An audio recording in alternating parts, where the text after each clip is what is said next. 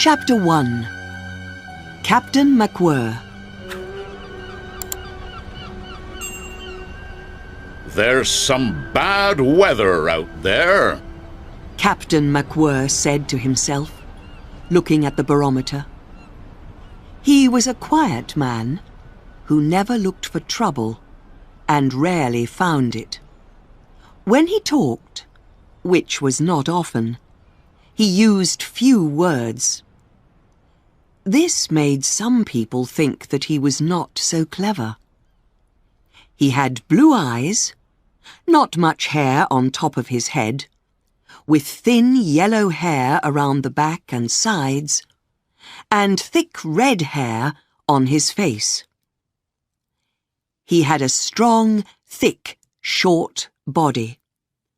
On shore, it didn't matter where, he always wore the same brown hat, brown suit, and heavy black boots.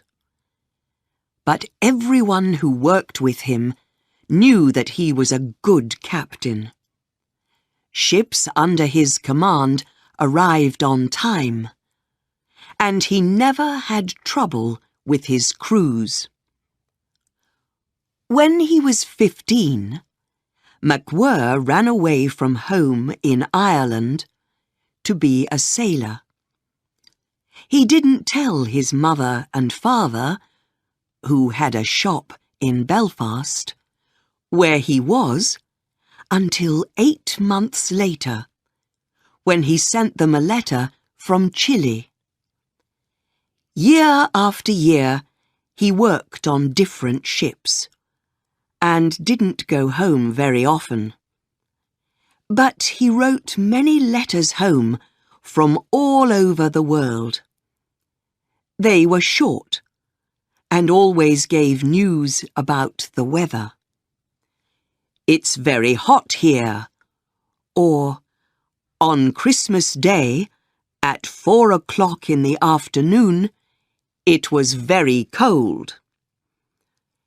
In time, he met a young woman that he liked. Her name was Lucy, but he did not have time to write much about her to his mother and father because they died. MacWhirr married Lucy not long after he was given his first job as the captain of a ship. The Nan Shan was 3 years old and was made in Dumbarton, in Scotland. She was a fine, strong ship, neither too narrow nor too deep, and good in stormy weather. At first, the Nan Shan sailed under a British flag, but then the owner, Mr. Sigg, decided that it would be better to change to the old Thai flag. This was red, with a big white elephant in the middle of it. Jukes, the first mate, felt uncomfortable sailing under Thai colours. "It looks strange to me, that flag with the elephant on it," he said to Captain MacWhirr. "I don't like it."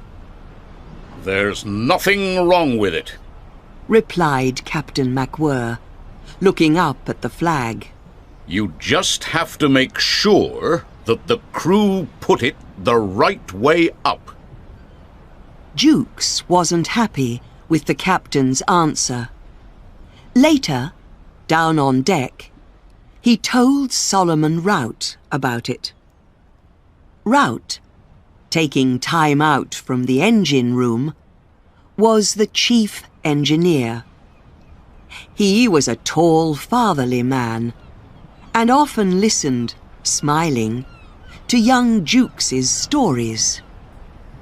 "I can't understand the captain," said Jukes. "You say one thing to him, and he takes it another way. I was ready to leave my job, because we're now sailing under that Thai flag. But all he could say was that you had to put it up the right way. And did you leave your job? Asked Rout, smiling. After many years' work on ships all over the world, Rout knew how important it was to have, and not to lose, a good job. No, I didn't, replied Jukes. He felt a little angry with himself, because he talked of it, but didn't do it. Rout, said the captain, arriving just then. Yes, sir. Rout replied. we're sailing for Fu Chau this afternoon. The engines must be ready for 1 o'clock. And Jukes, Yes, sir? we're taking 200 Chinese laborers with us. They're arriving in about 20 minutes. During the day, they can stay on deck. And at night, they'll sleep in the hold. Make sure that there's room for them and their boxes. Yes, sir. Said Jukes. And with that, the captain went to his room, and Rout and Jukes hurried away to do their work. The 200 Chinese workers were going back to their villages after 7 years of work away from home. They all wore the same dark clothes, and each one carried a little box which was made of wood. In this box was everything that they had in the world, and all their work money. Each one kept his box near him at all times. When they came onto the Nan Shan, Jukes told them where to go. Because the Chinese laborers couldn't speak English very well, he explained everything very loudly and slowly to them. You sleep here, you cook food here, and here you eat. In fine weather, you can come up, walk on deck, and enjoy the sea air. Did the Chinese workers understand him? Their tired faces didn't show what they were really thinking, so it was difficult to be sure. In 4 hours, the ship would leave for Fu Chau. There was just time to write to family and friends, and MacWhirr, Rout, and Jukes all wanted to send letters before leaving. MacWhirr's letter was to his wife. Spending so much time at sea, Captain MacWhirr didn't understand his wife and their 2 children, Lydia and Tom, very well. He knew little about their lives, and had little to tell them about his life. Lucy MacWhirr usually didn't read her husband's letters very carefully. They spoke about the weather, the sea, and other things that she didn't really find very interesting. Her one great worry was that one day he would come back and want to live at home with her all the time. So she read his letters, looking for any words about that. Remember me to the children, your loving husband, wrote MacWhirr before he put his name at the bottom. Rout's letters were much fuller, and his wife always enjoyed reading them. She lived with Rout's mother, who couldn't hear very well and needed help. And she often read the really interesting parts of her husband's letters very loudly to the old woman. I prefer a slow captain who does no wrong to a quick-thinking criminal one. They're easier to work with, wrote Rout to his wife, thinking of MacWhirr. Jukes always wrote to a friend of his, a sailor on another ship, and he usually described everything that happened in his life and how he thought and felt about it. In this letter, he wrote, "The other day, I was talking with one of the crew for a while, and later the captain asked me, 'Was that you talking?' I said, 'Yes.' 'For 2 hours,' he said. 'What do you find to talk about?' 'When we're on shore, I see people talking all day, and then, in the evening, they go on talking over drinks. Surely they're saying the same things over again. I can't understand it. Isn't he a strange man? Sometimes he makes me angry, and sometimes I feel sorry for him, because I think that he doesn't really understand anything of life at all." After the 3 writers finished and posted their letters, the Nan Shan was ready to go on her way. Chapter 2. Things Get Hotter.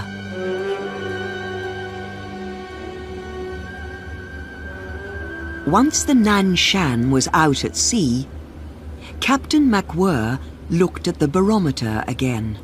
Yes, there's some really dirty weather out there, that's for sure, he said to himself.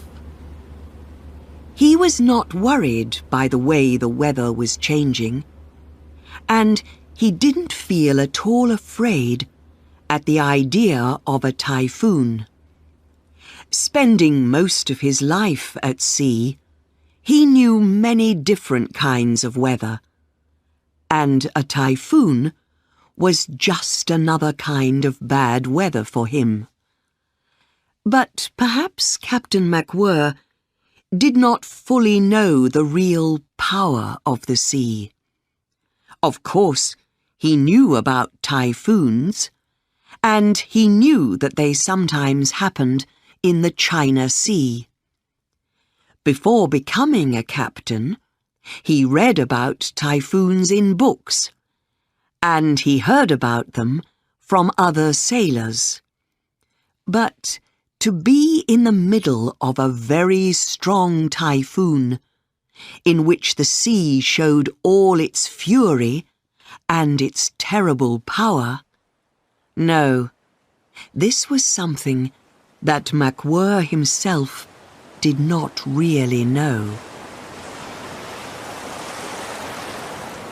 The swell was getting stronger, and the ship started rolling slowly and heavily from side to side.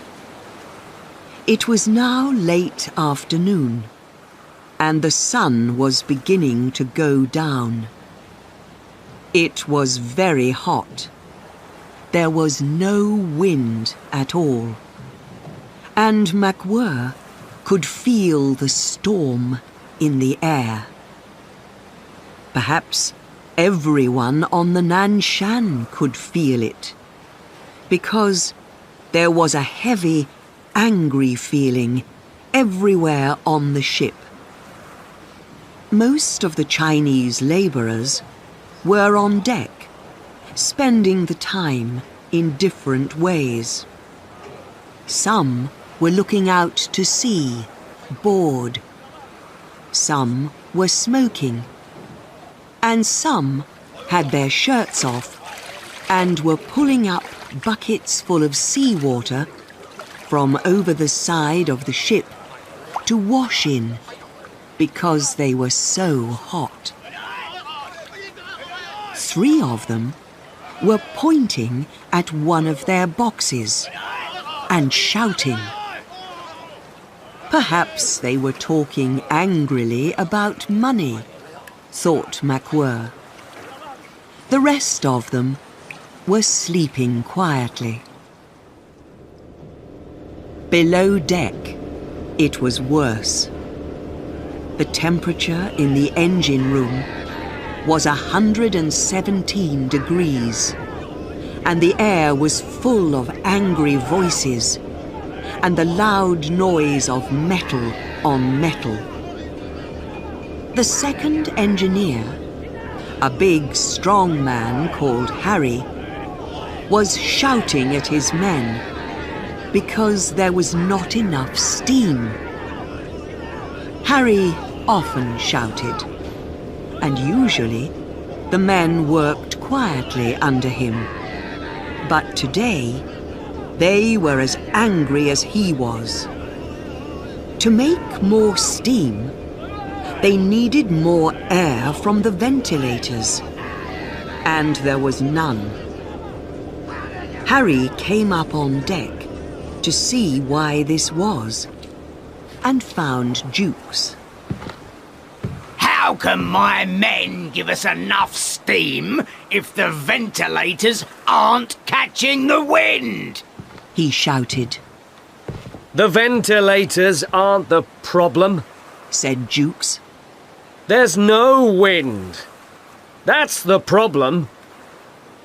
Jukes knew that it was hard work in the engine room on a day like this, and so he decided it would be a good idea to let Harry shout for a while. Perhaps after that, he would go back down below deck and do his job more quietly. But the second engineer didn't listen to Jukes's words. Look, it's just like I thought. This ventilator's pointing in the wrong direction. I don't know what your men do all day. Do they just lie around on their fat backs? He tried to change the direction of the ventilator, but it was too heavy to move. Jukes stopped him. Harry, I told you before, there's nothing that we can do. There's no wind. But look, there's a storm coming. Harry looked at the strong swell of the sea around them, and then at Jukes. This is a dog's life, he said angrily. And with that, he went back down to the engine room. Jukes turned round and saw MacWhirr looking at him. Why did you let him talk to you like that? The captain asked. You mustn't be soft with the crew.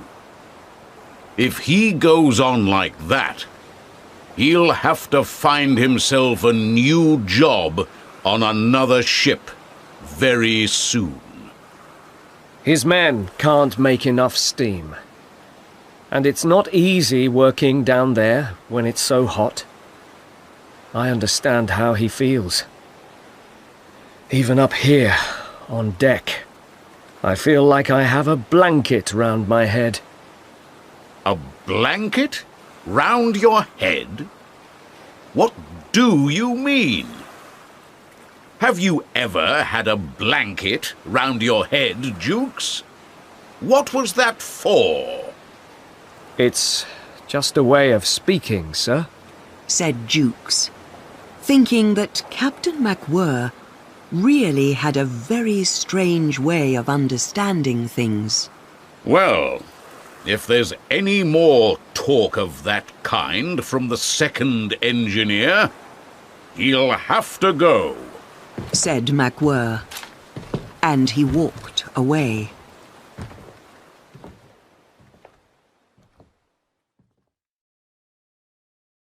At 8 o'clock, it was dark.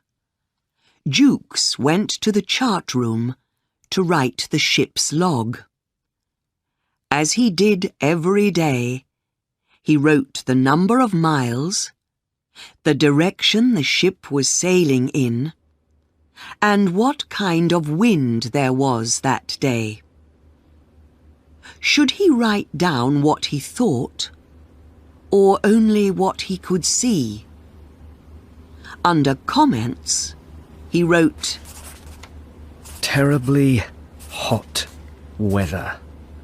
and The swell is making the ship roll heavily."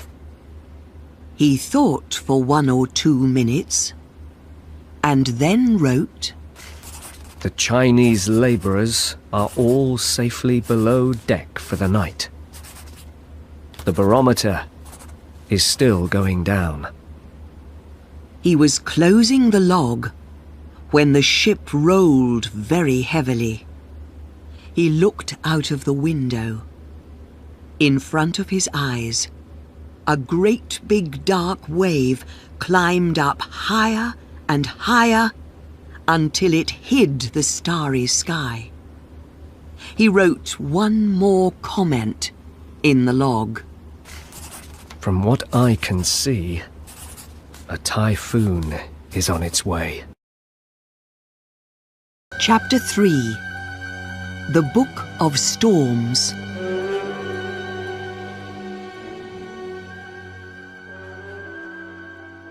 After Jukes finished writing his comments in the logbook, the captain arrived in the chart room, and it was Jukes's turn to go below deck.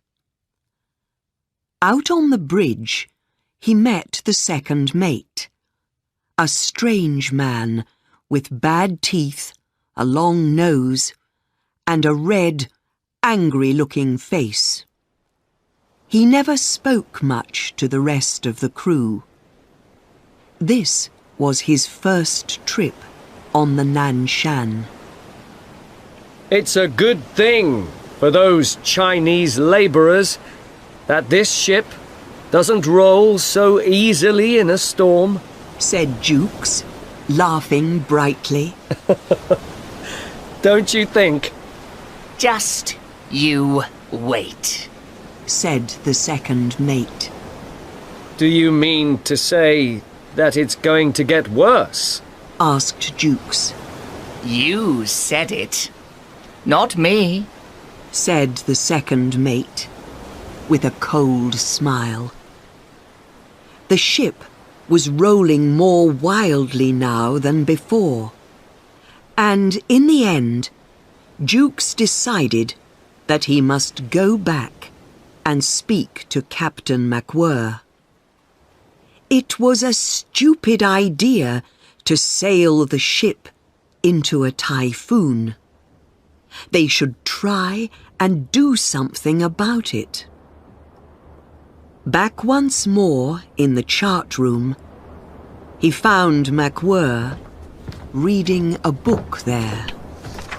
What's the matter? Asked MacWhirr. "The swell's getting worse, sir," Replied Jukes. Yes, I can see that. Said MacWhirr. Anything else? Jukes was not sure how to begin. Then he had an idea. "I was thinking of the passengers, sir. What passengers, Jukes? The Chinese labourers, sir." Well, why don't you say what you mean? I've never heard anyone talk of Chinese laborers as paying passengers before. Ha! That's a good one. He laughed. And what about them? He went on. Well, with all this rolling, a lot of water is coming into the ship's hold. That's where all the Chinese are, sir. I thought that maybe we could go east. Then the swell would come at us straight on, and not make us roll from side to side. So, you want me to move a powerful steamship 50 degrees off course to make some Chinese laborers more comfortable? I've heard some stupid things in my life, but this... And what do you want us to do after that? Go 50 degrees the other way again to finish up back on course? I know that you don't think much of my idea, sir. But at the moment, we're busy sailing into a typhoon, said Jukes, looking MacWhirr in the eye. And it seems you think that we should try and sail away from it. Jukes said nothing. This was a different Captain MacWhirr from the one he knew. MacWhirr held up the book in his hand. I was just reading the chapter on storms in this book. I think you'd like it. If we do what it says in this book, we have to sail all over the sea trying to avoid storms. Can you believe that? Think of us sailing an extra 300 miles on our way to Fu Chao just because of bad weather. What about the extra coal? The extra time? Think of us coming into Fu Chao 2 days late. What will they say to me? Where have you been, Captain? Oh, it took us longer. We had to avoid some bad weather, I'll say. Then they'll ask, was it a very bad storm? I don't know, I'll have to answer. I didn't see it. The captain looked at Jukes. Did the first mate understand what he was saying? MacWhirr tried to explain more. That kind of thinking is all wrong, Jukes. A storm is a storm, and a steamship has just got to go through the storms that stand in front of her as well as she can. There are some things that books can't tell you. MacWhirr stopped talking and sat down on the window seat. He pulled off his boots and put his legs up. He suddenly felt tired. Jukes, tell them to call me if there's any change in the weather. Yes, sir, answered the first mate, and with that, he walked out on deck again, closing the chart room door behind him. Captain MacWhirr closed his eyes. He was tired after all that speaking. Those 20 minutes of conversation with Jukes were all that he believed about the sea and sailing. Now, his head felt empty, and he could think of nothing.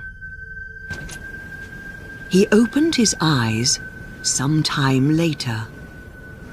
What was that loud noise? Was it the wind? Why did no one call him? Just then, he saw Jukes's face at the open chart room door. The first mate was shouting something, but the captain couldn't hear him very well because of the wind. Started! This suddenly!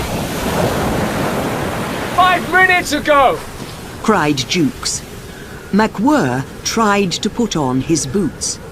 This was not easy, because the ship was now moving from side to side very wildly.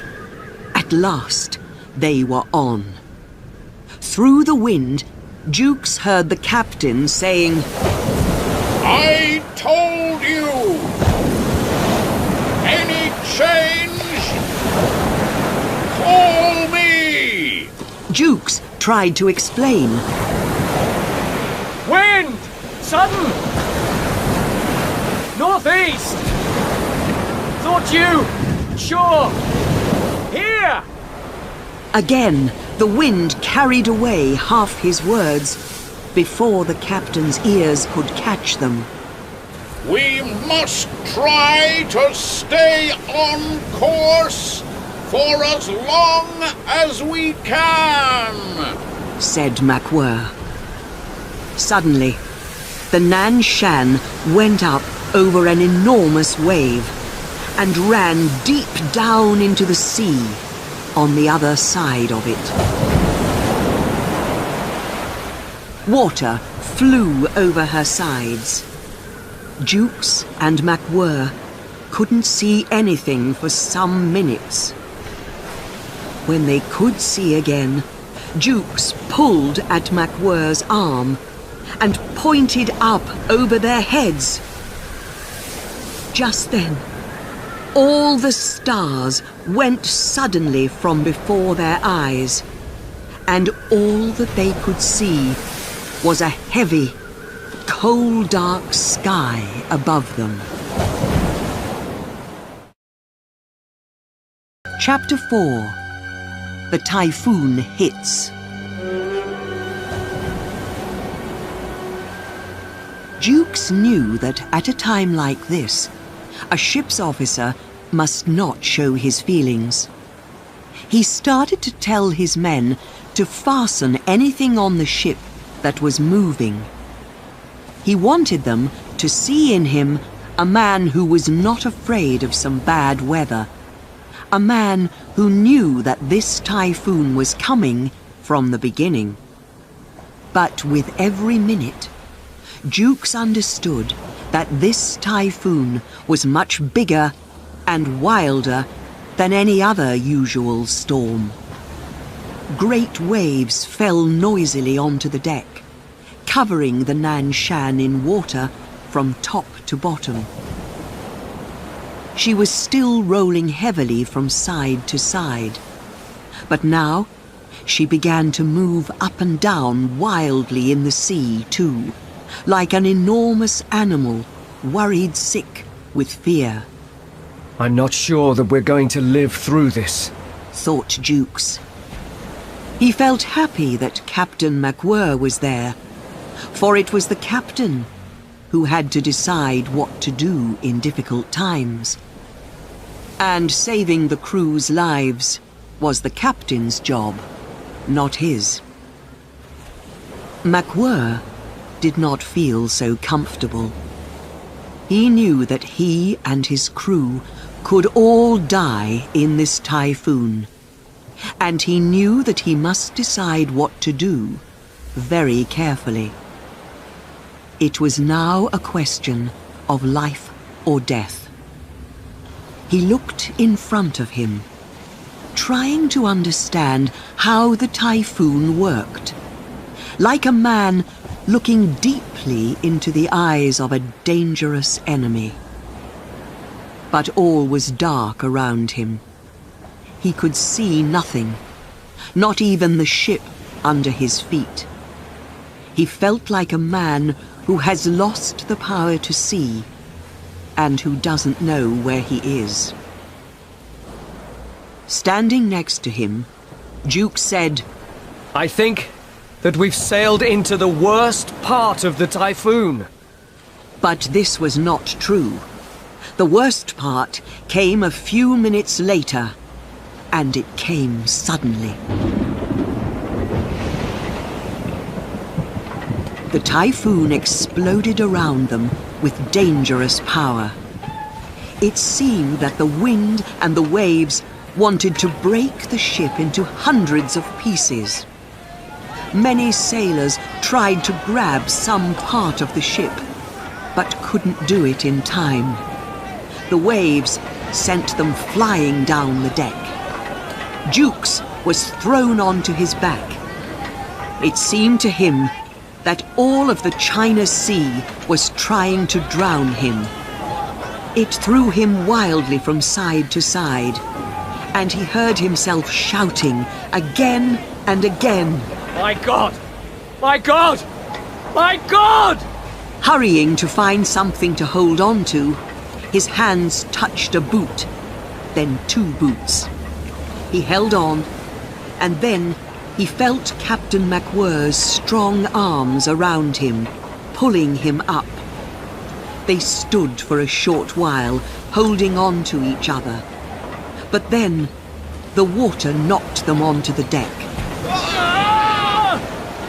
At last, they found each other again, and this time, they held on to the ship's railings.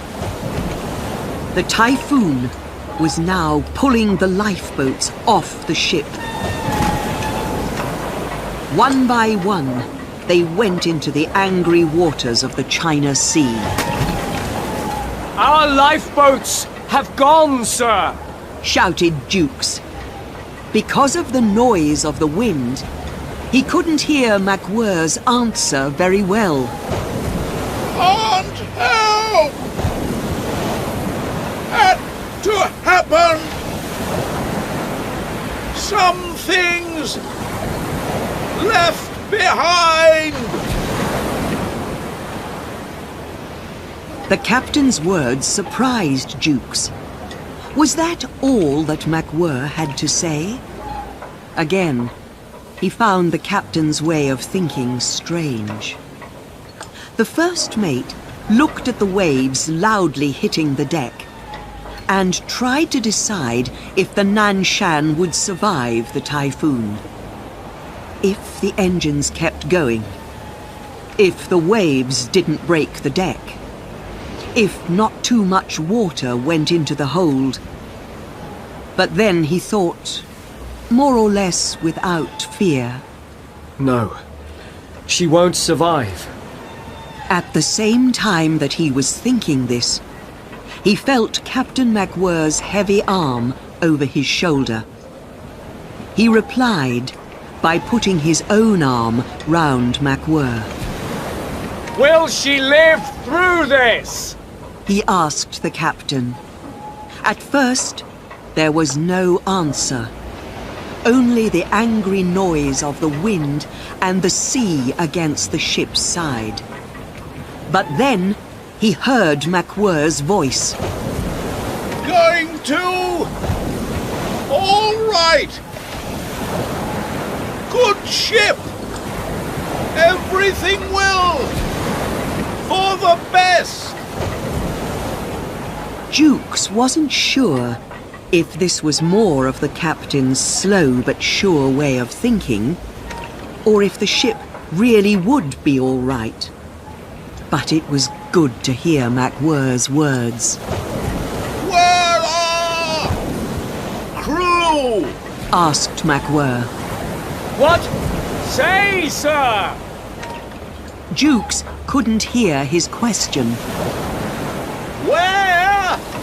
All the men! Said MacWhirr.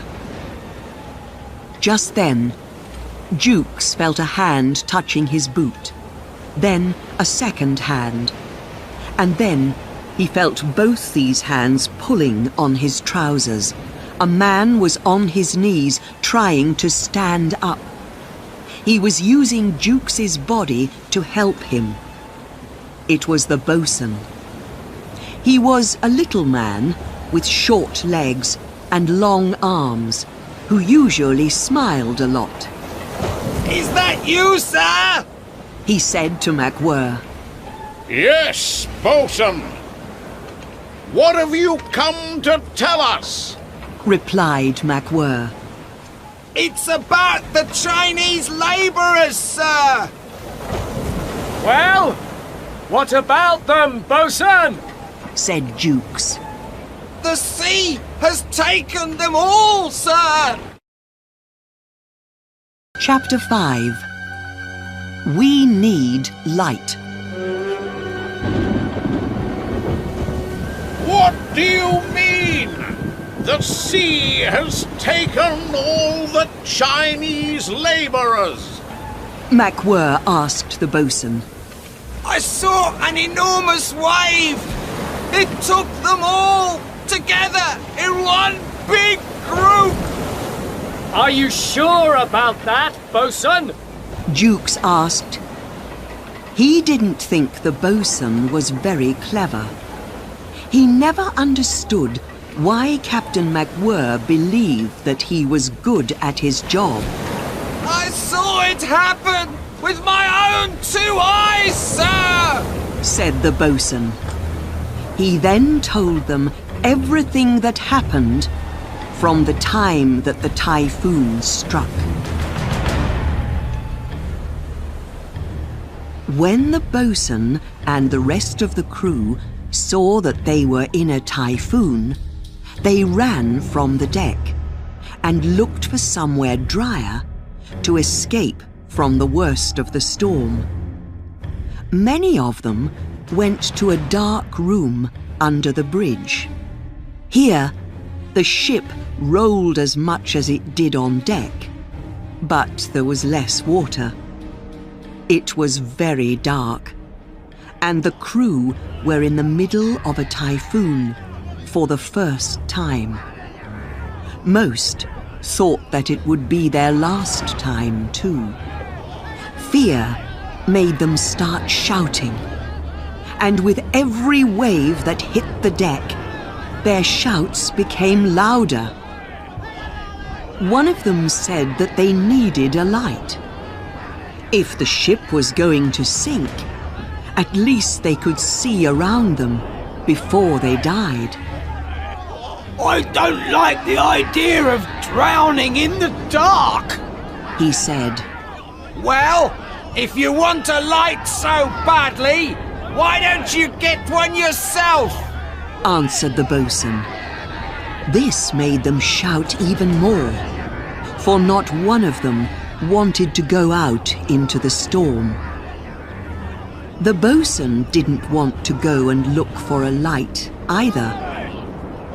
Outside the room that they were in, anything could happen. And the nearest place to find lights was far away.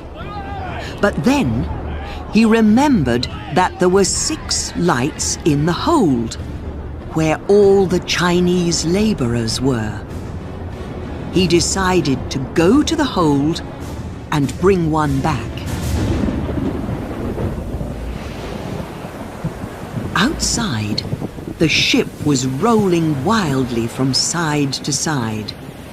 The wind, the powerful waves hitting the deck all around him, the moving ship, all seemed to be doing their best to kill him. With every step that he took, he was afraid that he would fall overboard into the angry China Sea below him. He fought his way to the hold, falling many times. The typhoon was breaking the ship into pieces, and he often had to avoid pieces of thin metal that the sea and the wind threw at him. The noise of the typhoon was terrible to hear. The wind was screaming at him. It was a noise halfway between fury and pain. But underneath the screaming wind and the noise of metal hitting metal, There was something strange and new that he could hear. A deep, thumping noise. Was it coming from the hold? It seemed that something very large and heavy was rolling from one side of the ship to the other. The bosun couldn't understand it. There was nothing large and heavy in the hold that could make that noise. But as he came closer to the hold, the thumping noise became louder and louder. At last, he arrived at the heavy metal door to the hold and pulled it slowly open. What he found inside was terrible to see. The Typhoon was throwing the Chinese laborers from one side of the hold to the other. There was nothing for them to hold on to, so they could not stop themselves. When each new wave hit the ship, they rolled into a big pile on one side. Then they all rolled back into a big pile on the other side. The hold was full of their shouts and screams. The bosun also saw many little pieces of wood all around the hold, together with many round pieces of bright metal.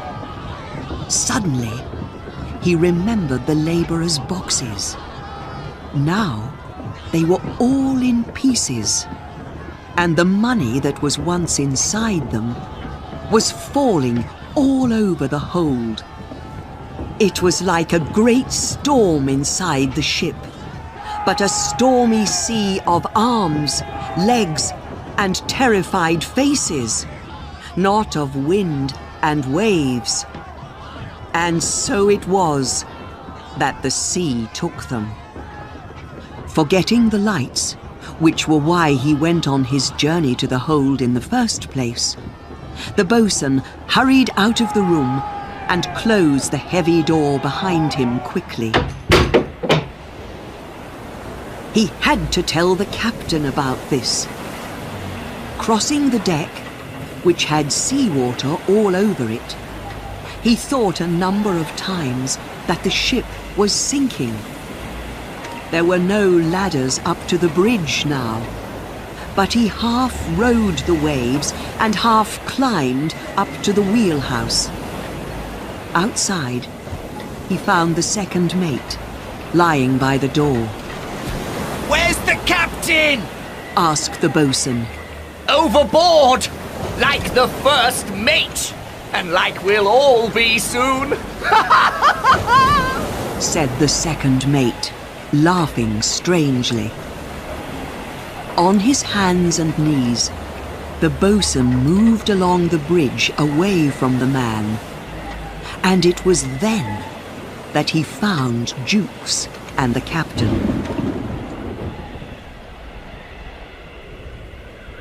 After MacWhirr heard the bosun's words, he was silent for a while. He asked himself what was really happening down in the hold. Were the Chinese laborers on the ship fighting, or in the sea, drowning?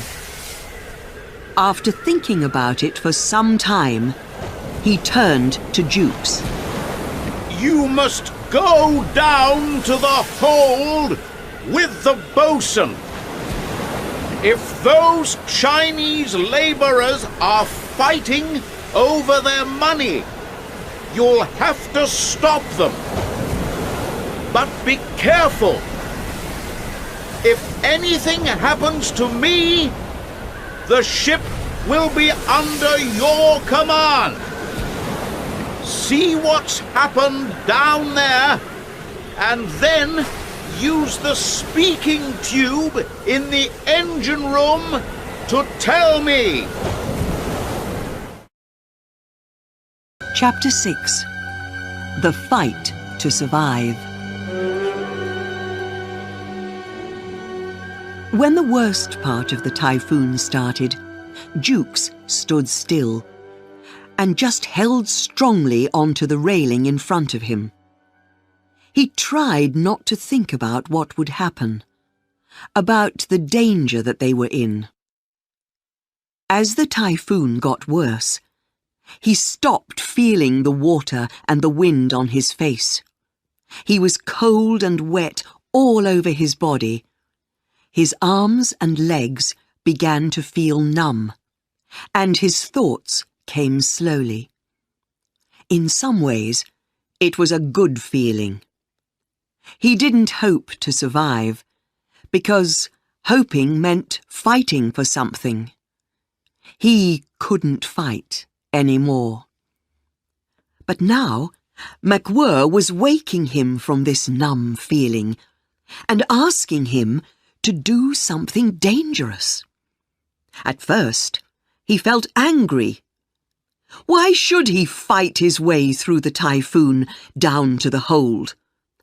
Because of some stupid story of the bosun's? Didn't the captain understand that the bosun had no idea what he was talking about? But when he heard MacWhirr's words, he knew that he had to go to the hold. There was no way to avoid it. Getting there was very difficult, because now there was no ladder from the bridge to the deck below. The bosun held Jukes by the arms and helped him to climb down slowly onto the deck. Enormous waves were still hitting the ship, and twice they nearly went overboard. At last, they got to the hold. Just when Jukes started to open the heavy door, the bosun grabbed him by the arm. Be careful, sir! The wooden boxes are in pieces, and the money's all over the place. If those Chinese men think that you've come to take their money, it can easily turn dangerous. Jukes looked inside, afraid of what he would see. The hold had a lot of water in it. Just as the bosun said, the money was all over the place. The Chinese labourers were going from one side of the hold to the other with each wave. Some of them were trying to climb a ladder that went up to a hatch. The ones at the top were hitting the hatch with their hands as hard as they could, but they couldn't open it. The ship started rolling the other way, and all the men on the ladder fell off slowly, one by one. Each one screamed as he hit the deck below. Some fell on top of the others. Then, a really enormous wave lifted the ship right up, and all the men started rolling nearer the door of the hold, where the bosun and Jukes were standing. A great wave of water, heads, legs, and arms came their way. Jukes and the bosun quickly ran out of the hold and shut the door behind them. He looked at the bosun and saw the horror on his face. Was this how his face looked too? He had no idea what to do, or if there was anything that he could do. He just had to tell MacWhirr about it. At the same time, MacWhirr decided to go to the wheelhouse. He had to see that everything was all right in this part of the ship. If there was a problem with the rudder, then there was no hope of surviving the typhoon. Like Jukes and the bosun, he found it very difficult to move around the ship. The wind pulled at everything that he was wearing, and when he got to the wheelhouse, he found that his rain hat was gone from off his head. This made him angry. It was worse for him than losing the lifeboats. Inside the wheelhouse, he found the second mate sitting on the floor, his head in his hands. What are you doing here? Asked MacWhirr. It was my turn below deck, Cried the man. so I came in here some time back. You can't stop me! The captain looked up at the wheelhouse clock. It was 1:30 in the morning. A new day, He said to himself. You'll never see the sun come up! Cried the second mate. The captain said nothing back to him, but turned now to the helmsman. He was a sailor by the name of Hackett. He stood at the wheel, fighting to make sure that the ship stayed on course. he's a good man to be working like that in weather like this for hour after hour. Thought MacWhirr. Is the rudder still all right? Asked the captain. Yes, sir! Answered Hackett. I want you to stay at the wheel. I can't send another man to take your place here. He won't know how to control the ship as well as you. Do you think you can go on without any rest? Sir, I can steer her all day and all night if no one talks to me. Answered the helmsman. I see. Yes, of course. Very good. Hackett. Said MacWhirr. The helmsman's answer surprised him. The captain went to the speaking tube that they used to talk with the engine room. He called into it. Rout? He needed to see that the men in the engine room were making enough steam. This was another important part of trying to control the ship. He spoke loudly into the mouth of the speaking tube again. Rout? Are you there? By putting his ear very close to the speaking tube, he could just hear Rout's answer. I hear you, sir. It's not too good down here, but we're doing what we can. One of the engineers is hurt, but we're still making steam. How is it up above deck? This Typhoon is really pushing us about. Answered MacWhirr, looking down at the second mate, who was still sitting on the floor. Rout? Just make sure that we have enough steam. Sir, we can't give the ship too much power. We may send her down into the waves instead of up and over them. I know, Rout. But we need enough power to steer. If we don't have that, we'll lose control of the ship, and then we'll sink. So the wheelhouse is still all right? Asked the chief engineer. For now, yes. Rout, I need to speak to Jukes. Is he there? I want him to finish down in the hold and come up and help me. I'm alone here. The second mate has... Gone overboard? No, he's lost his head. For some minutes, The captain's voice was silent, but Rout could hear the noise of a fight coming down the speaking tube. At last, the captain came back. The second mate ran at me. He isn't well. I had to knock him on the head. Did you hear? Rout went off to see to the engines, but as soon as Jukes arrived in the engine room, the chief engineer pushed him over to the speaking tubes to talk to MacWhirr. I went to look at the Chinese laborers, sir.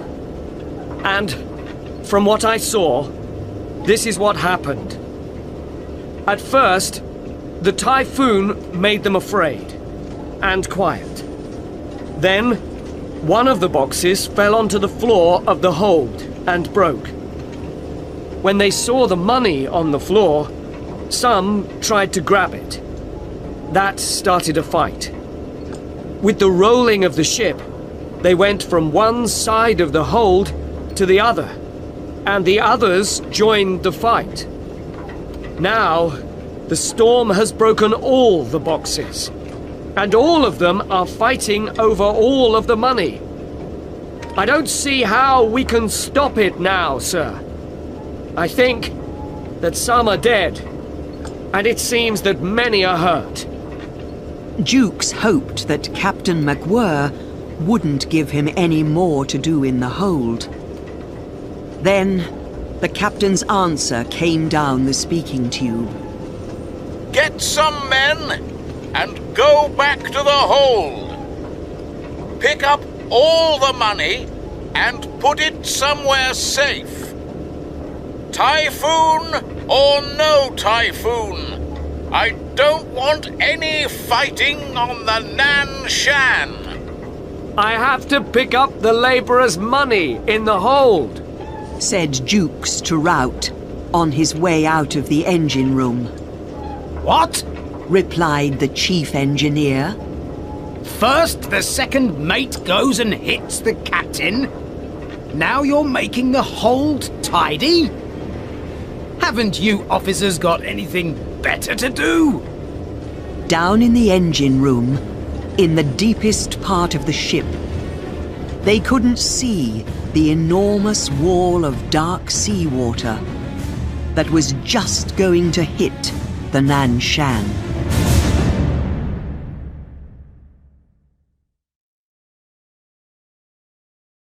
Chapter 7.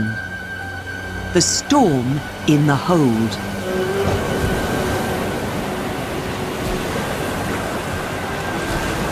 The dark wave that came quickly nearer and nearer to the Nan Shan looked as high as a mountain and had a thin white line up at the top of it.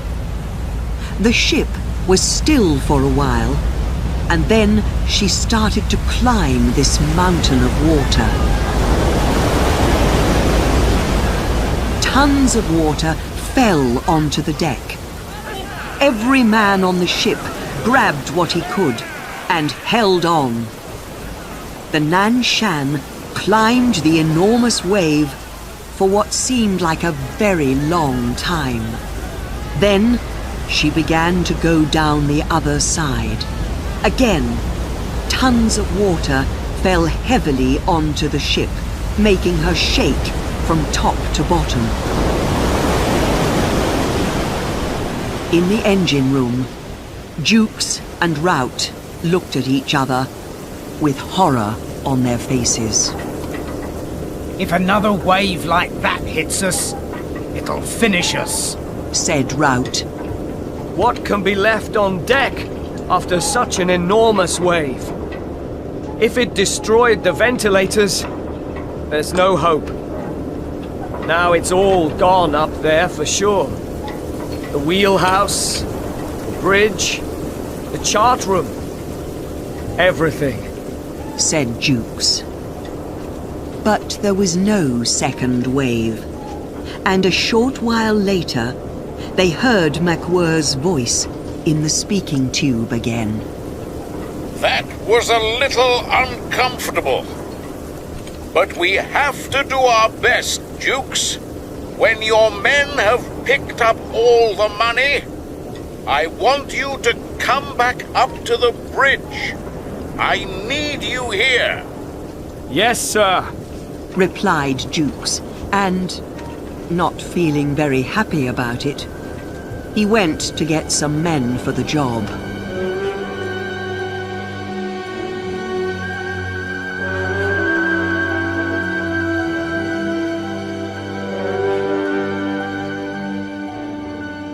"20 minutes later, Jukes and 16 of the crew arrived at the hold. Opening the door for the second time, he saw the same chaos as before. But this time, he was ready for it. Shouting at his men to help, he started to push the Chinese laborers into one corner of the room. The crew joined arms to make them all stay in the same place. One of the crew then brought some rope, and they used this to make lifelines. Now, the Chinese laborers could grab onto the lifelines and not fall from side to side. After they fastened the ropes well to the sides of the hold, Jukes and his men started to move all the broken pieces of wood and the money into a locked room just next to the hold. While Jukes and his men were doing this work, the Chinese laborers were terrified. What did these sailors want to do to them? Some thought that they were going to steal all their money. Others thought that Jukes and his men were there to kill them. They sat on the floor, their faces full of fear. But to Jukes, their fear looked like fury. Suddenly, one of the laborers started speaking to him loudly in Chinese. He pointed at the locked room where their money was, and then started shouting. At once, the rest of them started shouting at Jukes and the crew. The crew didn't understand them, but their Chinese words seemed angry, and they seemed to be threatening Jukes and the others. So Jukes and the rest of the crew left the hold as quickly as possible, closing the heavy metal door behind them loudly. They were all happy to be out of the hold. It was not only because of the Chinese laborers there. Sailors don't like the idea of drowning below the deck. At once, Jukes went up to the bridge to look for MacWhirr. He found him there, holding on to the railings. We did it, sir. We picked up all the money, like you said. And we fastened some lifelines to the walls for the Chinese laborers to hold on to. Well done. I knew that you could do it, answered MacWhirr. Did you? Said Jukes to himself. The wind stopped, said MacWhirr. It was true. Although the waves were still enormous, there was no wind at all. Suddenly, Jukes noted that he could again hear all the usual noises of the ship. The deep noise of the engines, the crew calling out to each other, the noise of creaking wood. It's not over yet. My book says that there's worse still to come, explained MacWhirr. The Nan Shan was now in the eye of the storm, the exact center of it, where all was strangely quiet and calm. Soon, they would start sailing through the other part of the storm. But Jukes seemed not to hear what MacWhirr was saying. He went on, It wasn't easy. We had to fight to do the job. They didn't understand that we were trying to help them. They seemed to think that we were trying to hurt them. I was worried when we put all their money in the locked room. They didn't like that at all. They started to shout at us. I think that they were threatening us. We had to get out of there as quickly as possible. You told me to pick up all the money, but it wasn't as easy as it seems. Well, we had to do the right thing by those laborers, Jukes. Even if we have only 5 minutes more to live, we've done the right thing by them. And that's that. Jukes was still excited about his adventure and had more to say. But that isn't the end of it, sir. They're quiet now, but there's going to be more trouble. They know that this isn't a British ship anymore. I didn't like that Thai flag from the start, sir. And it's not going to be easy when we give them back their money. No, this isn't the end of it, answered MacWhirr. Can you stay on deck for a minute, Jukes? Are you going below, sir? asked Jukes quickly. From his voice, it seemed he felt sure that the storm would start once he was alone on the bridge and in command of the ship. The captain went into the chart room. It was dark inside, but he knew the room well and felt his way. He lit one of the lamps and went over to look at the barometer. It was pointing down to very stormy, the worst MacWhirr had ever seen. So the book that he was reading and the barometer agreed. Getting out of the Typhoon would be far worse than getting into it. He looked around the room that was usually so tidy, but was now in chaos, and thought, Perhaps it's the last time I'll do this.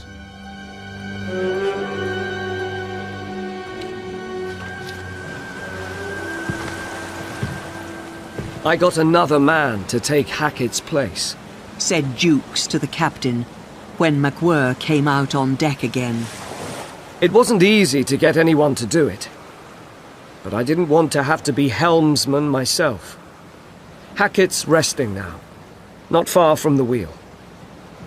He looks half dead. The second mate's there too. Is he hurt, sir? No, he isn't right in the head. But he's hit himself, sir. He's got a cut on the side of his face. Yes, I had to knock him down. Listen, Jukes. The Typhoon will come back very soon, and this time it'll be worse than before. It'll take this ship and pick her up and shake her and try to break her. It'll take what's still above deck. Of course, I know that there's not much now to take. Only us two, said Jukes. Yes, and if the Typhoon takes me, you'll be in command. The second mate will be no help to you, answered MacWhirr. Jukes was suddenly quiet at this. MacWhirr went on, If that happens, make sure that you go on sailing into the wind. Do you hear?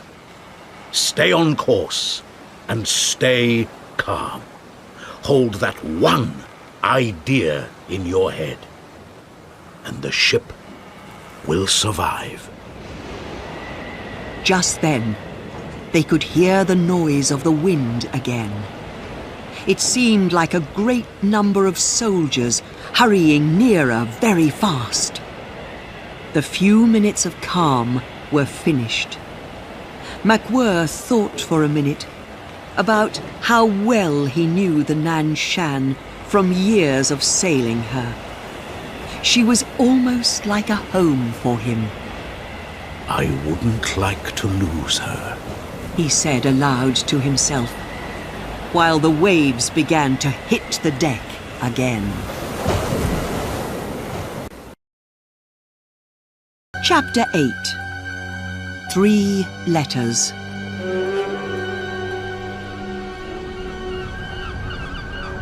The Nan Shan arrived in Fuchao on a bright sunny day. She looked a real sight, and soon everyone in the harbour was talking about her. That ship looks like she's just come back from a war, said one. It looks to me like the crew found her at the bottom of the sea and pulled her up to sell her for the metal, said another. I'll buy her for £5, said a third. Less than an hour after MacWhirr's ship arrived, a small boat took a thin man with an angry red face off the ship and left him on shore. While the boat moved away, the thin man turned and shook his hand angrily at the Nan Shan. A tall, fat sailor with watery eyes came over to speak to the man, who was no longer the Nan Shan's second mate. Hello, old friend. Hello there. What are you doing here? Said the thin man, quickly shaking hands. I heard that perhaps there's a job going, said the fat man. The one-time second mate shook his hand angrily at the Nan Shan again. I wouldn't let the captain of that ship be in command of the poorest riverboat, he cried angrily. Really? Said his fat friend. Of course.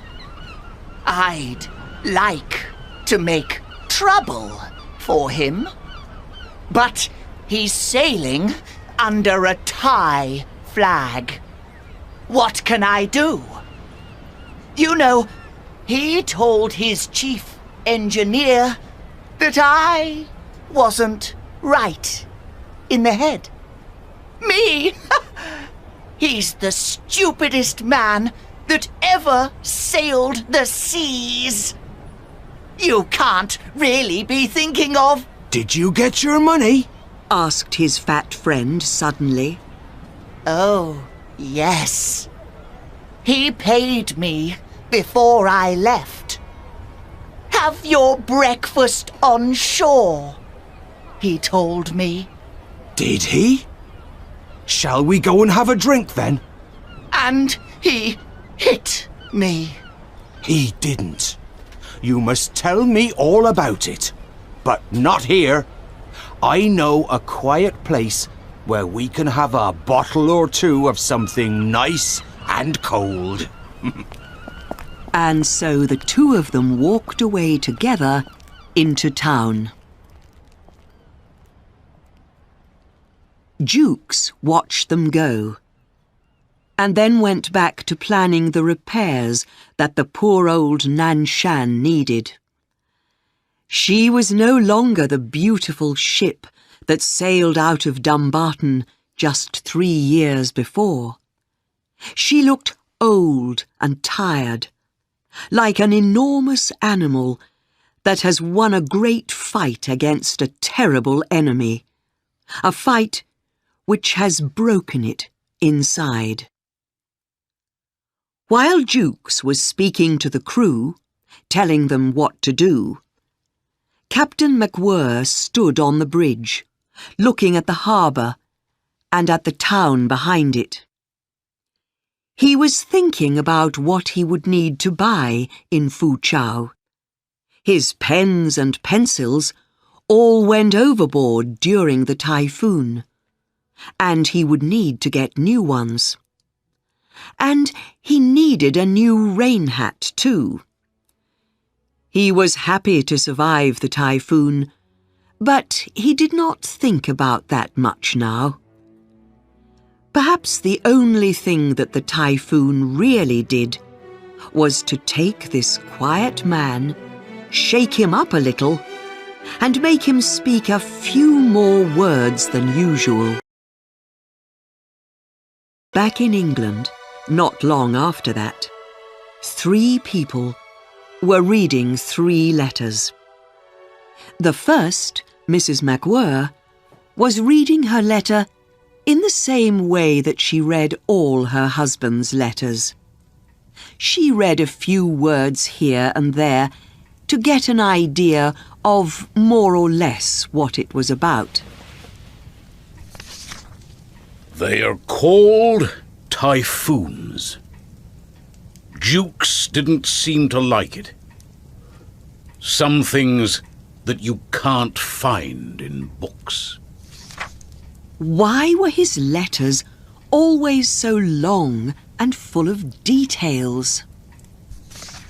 A calm that lasted for more than 20 minutes.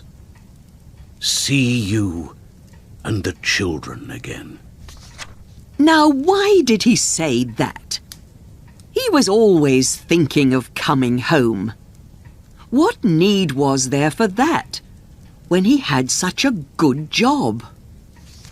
Worriedly, she quickly went on a few pages. Only 3 with broken legs. The fairest way. Tried to do the right thing. No, there was no more about coming home. Reading so quickly, she didn't see the part that said, For a while, I thought that I would never see you and the children again. The door opened, and Lydia, her daughter, ran into the room.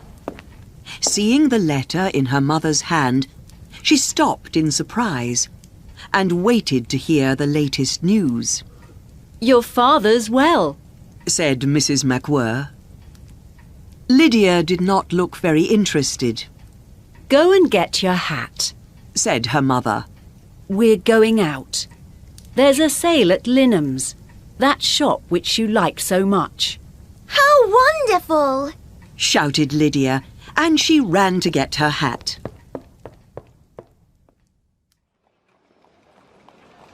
Outside Linham's, Mrs. MacWhirr saw one of her friends. They talked about shops, clothes, and their husbands. No, he's not coming home yet.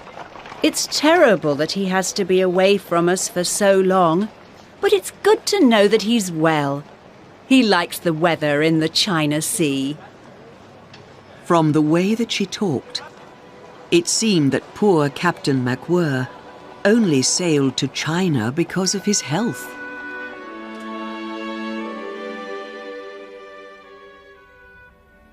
Mrs. Rout was reading out her husband's letter to Rout's mother.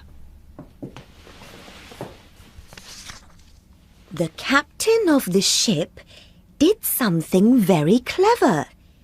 It's difficult to explain how clever it really was. Do you remember Captain MacWhirr? Solomon said that he wasn't the quickest thinker. Young Mrs. Rout turned the pages to find out what this clever thing was. But she could find nothing. Oh no, I don't understand. What don't you understand, dear? Asked old Mrs. Rout. She liked her son's letters, although she couldn't remember very well what he looked like. It was a very long time since she last saw him. Well, there's nothing more about this clever thing that the captain did. Why doesn't he tell us more about it? I don't know, my dear, said old Mrs. Rout. But the last part of the letter, the younger Mrs. Rout read silently to herself. I know that we can't do anything at the moment because of my mother. But I want you to come out here. I'd like to buy you a small house where we could see each other. We spend so little time together, and we're not getting any younger. Young Mrs. Rout was quiet for a while, and she looked unhappy. Then she shook herself and said to old Mrs. Rout, "He's well, the same as always. Come on, let's have a cup of tea." Jukes's letter to his friend gave all the details of the clever thing that Captain MacWhirr did. First, he wrote all about the Typhoon, and then about how he and the crew made lifelines for the Chinese labourers in the hold. The problems started when we picked up all their money. They thought that we were trying to steal it. Only very desperate robbers could think of stealing money in the middle of a typhoon. Some of them even started shouting at us. When I spoke to the captain, I said that we should be careful when we were giving the money back. I said that all the crew should be there and that we should have some guns with us. That way, there would be no problems. He didn't seem to like my idea. Well, we had a lot of repairs to do after the typhoon, and I made the men start working on them. I was very tired, after nearly 30 hours without sleep, so I went to lie down on my bed for a while. Some time later, one of the crew woke me. He told me that the Chinese labourers were all on deck, and that MacWhirr was giving them their money. I couldn't believe it. I called some of the crew. We got the guns, and we ran there as quickly as possible. When MacWhirr saw me, he was really angry, and he told me to put the guns away. It seems that, while I was sleeping, he decided, because all the labourers were 7-year ones, that the fairest thing was to give each labourer exactly the same amount of money. One of the Chinese labourers helped to explain this to the others. And so, MacWhirr gave each man his money, while all the others waited their turn. Then, he gave the injured labourers their money. In the end, there was a little extra money, and he gave this to the ones who were the most injured. For a man who's always so slow and sure, I must say that he did very well.